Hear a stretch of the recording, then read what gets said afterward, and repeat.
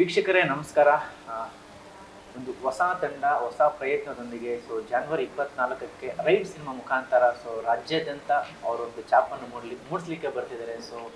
ಸದ್ಯಕ್ಕೆ ನಮ್ಮ ಜೊತೆ ನಿರ್ಮಾಪಕ ಇದ್ದಾರೆ, ಸಿನಿಮಾದಲ್ಲಿ ಅಭಿನಯಿಸ್ತಿರ್ತಕ್ಕಂಥ ಸಹ ಕಲಾವಿದರಿದ್ದಾರೆ. ಅದನ್ನೆಲ್ಲ ಮಾತಾಡಿಸ್ತಾ ಹೋಗೋಣ. ಸರ್ ನಮಸ್ತೆ, ಇಬ್ರಿಗೂ ಕೂಡ ಕಾರ್ಯಕ್ರಮಕ್ಕೆ ಸ್ವಾಗತ. ನಮಸ್ತೆ ಸರ್. ಹೇಗಿದ್ದೀರಿ ಇಬ್ರು? ಚೆನ್ನಾಗಿದ್ದೀನಿ ಸರ್.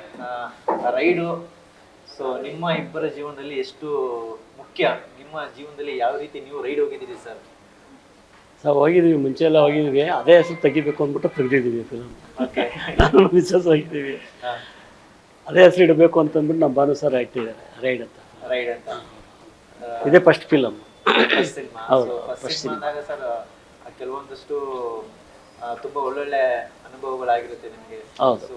ಹೇಗೆ, ಯಾವ ರೀತಿ ಈ ಸಿನಿಮಾದಿಂದ ಯಾವ ರೀತಿ ಒಳ್ಳೊಳ್ಳೆ ಅನುಭವಗಳಾಯಿತು ನಿಮಗೆ ಅಂತ? ಹೇಗೆ ಅಂತ ಇದ್ರ ಬಗ್ಗೆ ನಮ್ಗೆ ಗೊತ್ತಿರಲಿಲ್ಲ. ಒಂದು ಫಿಲಮ್ ತೆಗಿಬೇಕು ಅಂತ ನಮ್ಮ ಭಾನುವ್ರು ಬಂದರು. ಕೇಳಿದೆ, ಒಂದು ಸಾಂಗ್ ಕೇಳಿದೆ ಅಷ್ಟೇ, ನಾನು ಸ್ಟೋರಿ ಏನೂ ಕೇಳಿಲ್ಲ. ಒಂದು ಸಾಂಗಿಗೆ ನಂಗೆ ತುಂಬ ಇಷ್ಟ ಆಯಿತು. ಹಂಗಾಗಿ ಈ ಸಾಂಗ್ ಕೇಳಿದ್ಮೇಲೆ ನನಗೆ ಇಷ್ಟ ಆದಮೇಲೆ ಇದೇ ಫಿಲಮ್ ನಾನು ತೆಗಿಬೇಕು ಅಂತ ಅಂದ್ಬಿಟ್ಟು ತೆಗೀನಿ ಸರ್.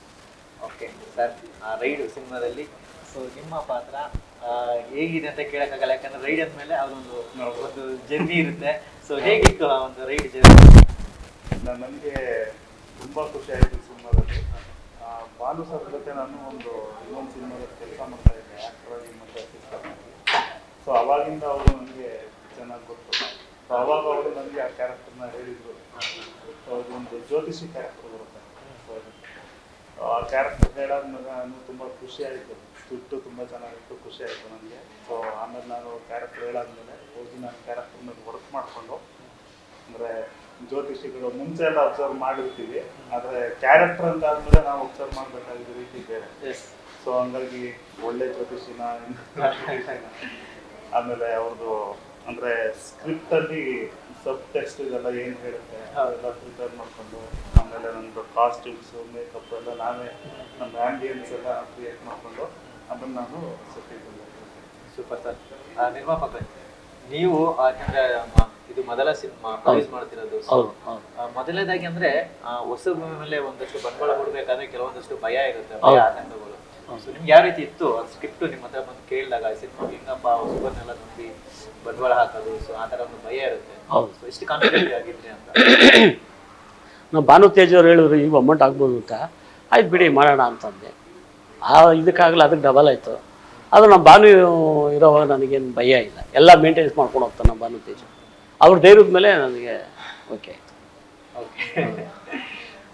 ಯಾವ ರೀತಿ ಅಂದರೆ ಸಿನಿಮಾ ಬಿಡುಗಡೆ 24 ಜನವರಿ 24 ಯಾವ ರೀತಿ ಪ್ರಮೋಷನ್ಸ್ ಆಗಲಿ ಯಾವ ರೀತಿ ನಡೀತಿದೆ ಅಂತ? ತುಂಬ ಚೆನ್ನಾಗಿ ನಡೀತಾ ಇದೆ. ಜನಗಳೆಲ್ಲ ಕೇಳ್ಬಿಟ್ಟು, ಸಾಂಗ್ಗಳೆಲ್ಲ ಕೇಳ್ಬಿಟ್ಟು ತುಂಬ ಚೆನ್ನಾಗಿದೆ ರಾಮಕೃಷ್ಣಪ್ಪ, ಪರವಾಗಿಲ್ಲ, ಫಸ್ಟ್ ಫಿಲಮ್ಮು ಈ ಮಟ್ಟಕ್ಕೆ ತೆಗ್ದಿದ್ಯಾ ಅಂದರೆ ನೀನು ನಿಜವಾಗ್ಲೂ ಗ್ರೇಟು ಅಂತಂದರು. ನಿಮ್ಮ ಸಹಾಯ ಎಲ್ಲ ನಮಗೆ ಬೇಕಾಗಿದೆ, ಪುನಃ ವರ್ಷಕ್ಕೊಂದೊಂದು ತೆಗೆಯೋಣ ಅಂತ ತುಂಬ ಇಷ್ಟ ಇದೆ ನನಗೂ. ಈ ಫಿಲಮ್ ಜನಗಳೆಲ್ಲರೂ ನೋಡಿ ಒಪ್ಪಿಗೆ ಕೊಟ್ಟು ಹೊಸ ತಂಡ ಅವರೆಲ್ಲ ಸ್ವೀಕಾರ ಮಾಡಿ ಮುಂದೆ ನಮ್ಮನ್ನು ಕರ್ಕೊಂಡು ವ್ಯವಸ್ಥೆ ಮಾಡಿಕೊಡ್ಬೇಕು ಜನಗಳು.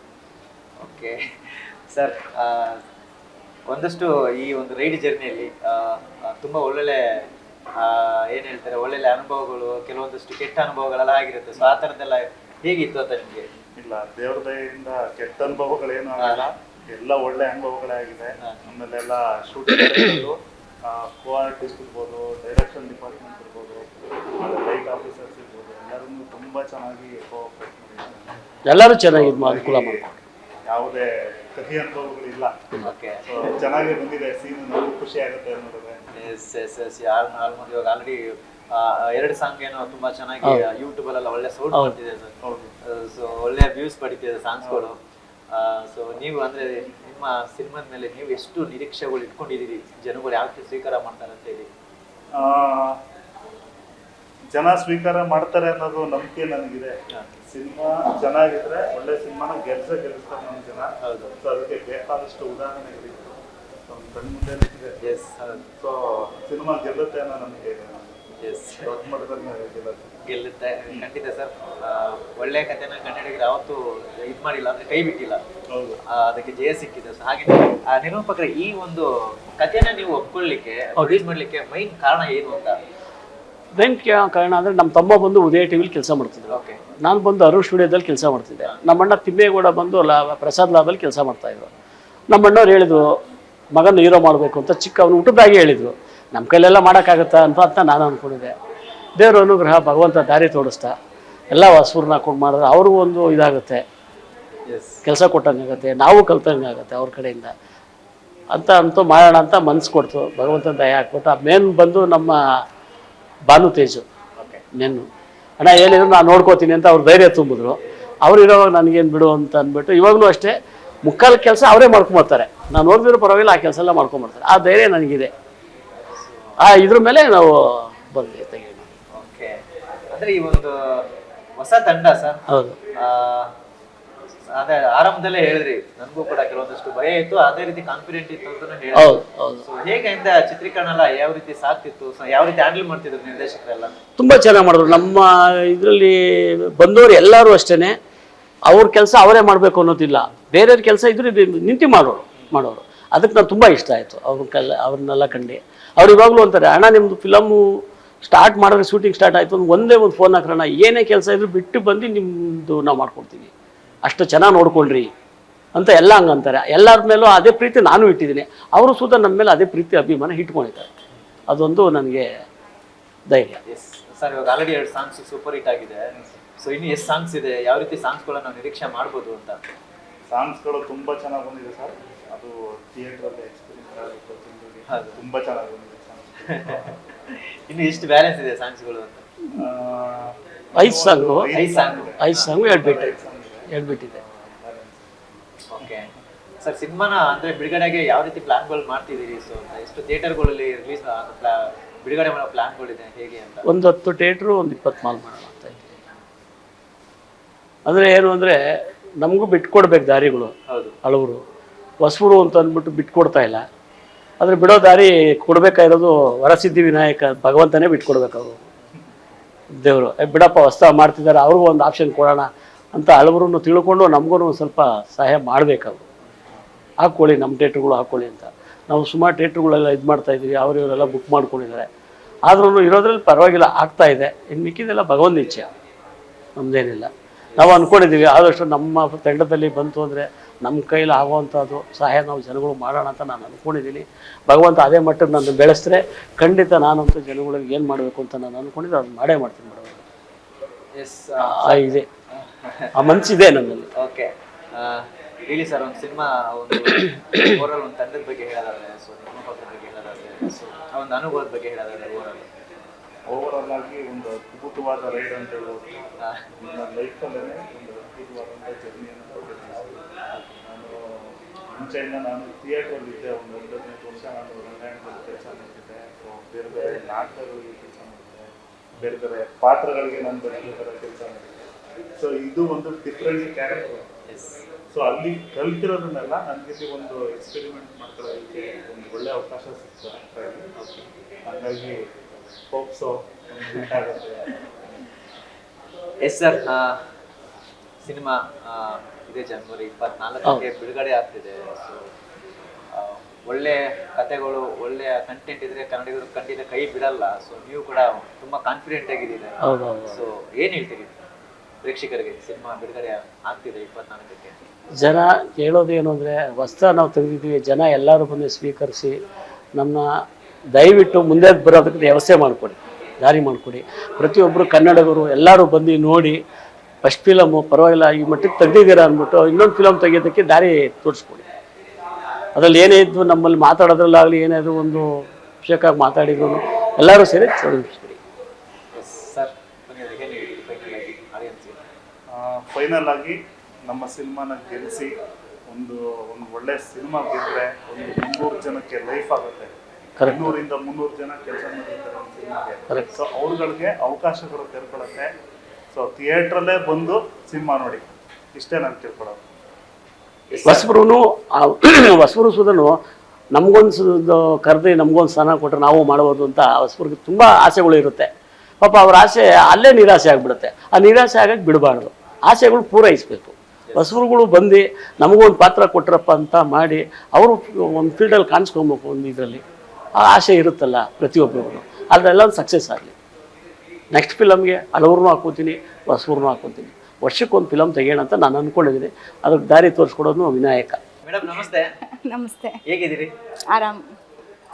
ನೀವ್ ಹೇಗಿದ್ದೀರಾ? ಚೆನ್ನಾಗಿದ್ದೀನಿ ಮೇಡಮ್. ಎಸ್, ರೈಡ್ ಸಿನಿಮಾ ಸೊ ಇದೇ ಜನವರಿ 24ಕ್ಕೆ ಬಿಡುಗಡೆ ಆಗ್ತಿದೆ ಮೇಡಮ್. ಸೊ ಹೇಗಿತ್ತು ಕಾರ್ಯವೈಖರಿಗಳೆಲ್ಲ? ನೀವು ಸೆಟ್ಗೆ ಹೋಗ್ತಿದ್ದೀರಾ ಹೇಗೆ? ಹೋಗ್ತಾ ಇದ್ದೆ. ಚೆನ್ನಾಗಿ ಬಂತು, ಎಲ್ಲ ಚೆನ್ನಾಗಿ ಮಾಡ್ತಾ ಇದ್ರು, ಎಲ್ಲ ಸಹಕಾರ ಚೆನ್ನಾಗಿ ಮಾಡಿದ್ರು, ಡೈರೆಕ್ಟರ್ ಇಂದ ಹಿಡಿದು ತುಂಬಾ ಚೆನ್ನಾಗಾಯ್ತು. ಸೊ ಇದು ಅಂದ್ರೆ ರೈಡು ಮೊದಲ ನಿರ್ಮಾಣದ ಸಿನಿಮಾ ನಿಮ್ಮ ಸಂಸ್ಥೆಯಿಂದ ಬರ್ತಿರುವಂತದ್ದು. ಸೊ ನೀವು ಮೊದಲು ಬೇರೆ ಬೇರೆ ನಿಮ್ದೇ ಆದ ಒಂದು ಬಿಸ್ನೆಸ್ಗಳು ಕಾರ್ಯಗಳಲ್ಲಿ ನೀವು ತೊಡಗಿದ್ರಿ. ಸೊ ಇವಾಗ ಸಿನಿಮಾ ಪ್ರೊಡ್ಯೂಸರ್ ಆಗಿದ್ದೀರಿ. ಸೊ ಎಷ್ಟು ಖುಷಿ ಕೊಡುತ್ತೆ? ಯಾವ ರೀತಿ ಅಂದ್ರೆ ಇದೆಲ್ಲ ಎಷ್ಟು ಖುಷಿ ಕೊಡುತ್ತೆ ನಿಮ್ಗೆ ಅಂತ? ಇದು ಅಚಾನಕ್ ಆಗಿ ಬಂದಿರೋದು. ಇದು ನಾವು ಡೈರೆಕ್ಷನ್ ಮಾಡ್ಬೇಕು ಅಥವಾ ಪ್ರೊಡ್ಯೂಷನ್ ಮಾಡ್ಬೇಕು ಅನ್ನೋದು ಏನು ಇರ್ಲಿಲ್ಲ. ಅದು ದೇವ್ರು ಕೊಟ್ಟಿರೋ ದಾರಿ ಇದು. ಆ ದಾರಿಲಿ ಸಡನ್ ಆಗಿ ನಾವು ಬಂದಿದೀವಿ ಅಷ್ಟೇ. ಅದನ್ನ ಮುಂದೆ ತಗೊಂಡು ಹೋಗೋದೆಲ್ಲ ನಮ್ ಕನ್ನಡ ಜನತೆಗೆ ಬಿಟ್ಟಿದ್ದು. ಸರ್, ಡೈರೆಕ್ಟರ್ ಬಂದು ನಿಮ್ ಕತೆ ಹೇಳಿದಾಗ, ಸೊ ಯಾಕಂದ್ರೆ ಇಂಡಸ್ಟ್ರಿಗೆ ನೀವು ಹೊಸದಾಗಿ ಹೆಜ್ಜೆ ಇಡ್ತಿರೋದ್ರಿಂದ ಮೇಡಮ್ ಅವರಿಂದ ಏನು ಅಂದ್ರೆ ಅವ್ರಿಂದ ಏನ್ ಸಲಹೆ ಕೊಟ್ರು? ಎಲ್ಲ ಬೇಡ, ಇಂಡಸ್ಟ್ರಿ ಕಷ್ಟ, ಹಾಗೆ ಹೀಗೆ ಏನಾದ್ರು ಆತರ ಏನಾದ್ರು ಹೇಳಿದ್ರು? ಫಸ್ಟ್ ಹೇಳಿದ್ರು ನನಗೆ, ಇನ್ನೊಂದು ನಿಮ್ಗೆ ಏನೋ ಅಭ್ಯಾಸಗಳಿಲ್ಲ, ಸುಮ್ಮನೆ ಓದ್ತಾ ಇದೆ. ಮಗ ಇನ್ನೂ ಓದ್ತಾ ಇದ್ರು, ಎಕ್ಸಾಮ್ ನಡೀತಾ ಇತ್ತು. ಸ್ಟಾರ್ಟಿಂಗ್ ಶೂಟಿಂಗು ಎಕ್ಸಾಮ್ ಇತ್ತು. ಇವಾಗ ರಿಲೀಸ್ ಆಗೋ ಮೂಮೆಂಟಲ್ಲೂ ಅವ್ನಿಗೆ ಎಕ್ಸಾಮ್ ಇದೆ. ಆದ್ರೆ ನಾನು ಅಂದರೆ 2 in 1 ಇರಲಿ, ಸಿವಿಲ್ ಇಂಜಿನಿಯರ್ ಮಾಡ್ತಾನೆ ಅದು ಇರಲಿ, ಇದು ಇಷ್ಟು ಇವ್ರು ಭಗವಂತ ಎರಡರಲ್ಲಿ ಯಾವುದು ಕೈ ಹಿಡಿದ್ರು ಅಂತ ನಾನು. ಅದರಲ್ಲಿ ಏನು ಅಂದರೆ ಜನ ನಾವು ಏನೇ ಎಷ್ಟೇ ಮಾಡಿದ್ರು ಏನೇ ಮಾಡಿದ್ರು ತಿನ್ನೋದು ಇಷ್ಟ ಬರೋವಾಗ ಏನು ತೊಗೊಂಡ್ಬಂದಿಲ್ಲ, ಹೋಗೋವಾಗ ಏನು ತೊಗೊಂಡೋಗಲ್ಲ. ಒಳ್ಳೆ ರೀತಿಯಲ್ಲಿ ಒಳ್ಳೆ ಮಾರ್ಗದಲ್ಲಿ ಒಳ್ಳೆ ಒಂದು ಹೆಸರು ಮಾಡ. ನಮ್ಮನ್ನು ಕಾಯ್ಕೊಂಡು ನಮ್ಮಿಂದ ಇರೋ ಒಂದು 30-40 ಜನ ಇರ್ತಾರೆ. ಅವ್ರಿಗೆಲ್ಲ ಒಂದು ಸಹಾಯ ಆದಂಗೆ ಆಗುತ್ತೆ ನಮ್ಮ ಕಡೆಯಿಂದ. ಅವ್ರ ಕಡೆಯಿಂದ ನಮಗೂ ಒಂದು ಸಹಾಯ ಸಿಗ್ತದೆ, ಒಂದು ಹೆಲ್ಪ್ ಆಗಲ್ಲ ಅಂತ ಅಂದ್ಬಿಟ್ಟು ಫೀಲ್ಡ್ ಬಂದಿದ್ವಿ.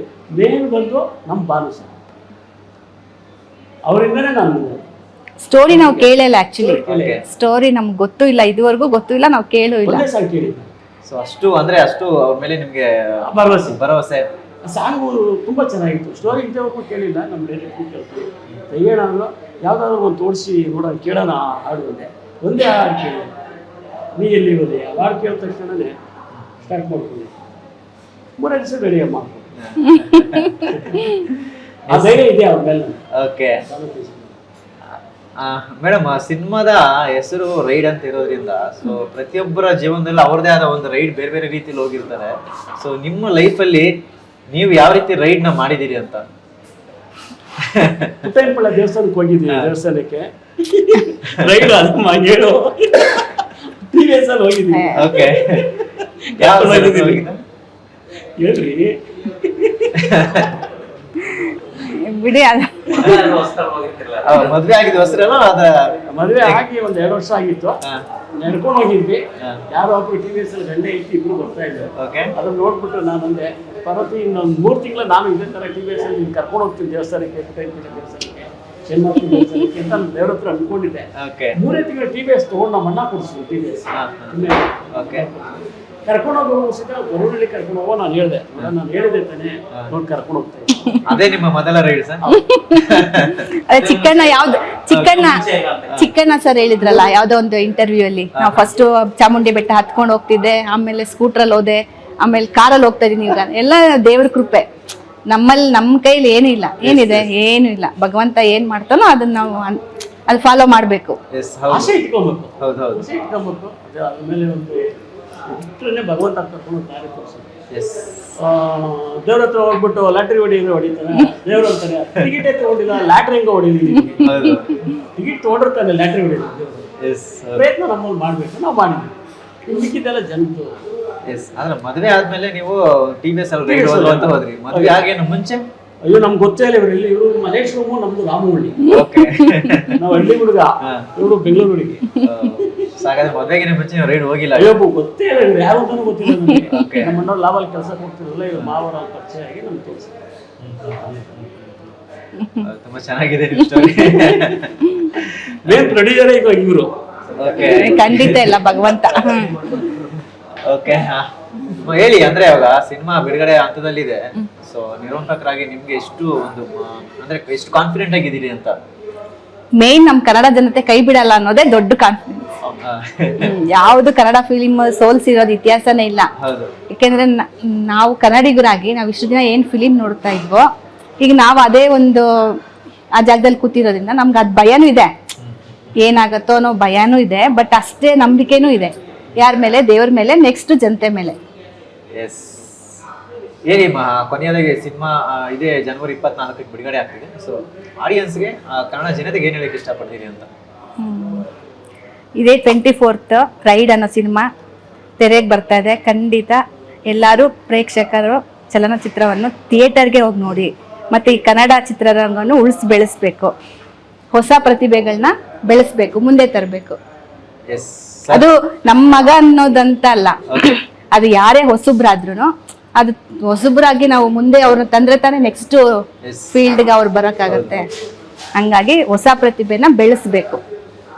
ಬೆಳೆಸ್ತಾರೆ ಅನ್ನೋ ನಂಬಿಕೆ ಇದೆ ಕನ್ನಡ ಜನತೆ. Super, thank you madam. Madam ತುಂಬಾ ಕಾನ್ಫಿಡೆಂಟ್ ಆಗಿದ್ದಾರೆ ಸಿನಿಮಾ ಗೆಲ್ಲುತ್ತೆ ಅಂತ ಹೇಳಿ. ತುಂಬಾ ಚೆನ್ನಾಗಿ ಮಾತಾಡ್ತಿದ್ದಾರೆ. So thank you madam. ಏನಾದ್ರು ತಪ್ಪು ಮಾತಾಡಿದ್ರೆ ದಯವಿಟ್ಟು ಕ್ಷಮಿಸ್ಬಿಡಿ. ಖಂಡಿತ. Thank you madam. Thank you.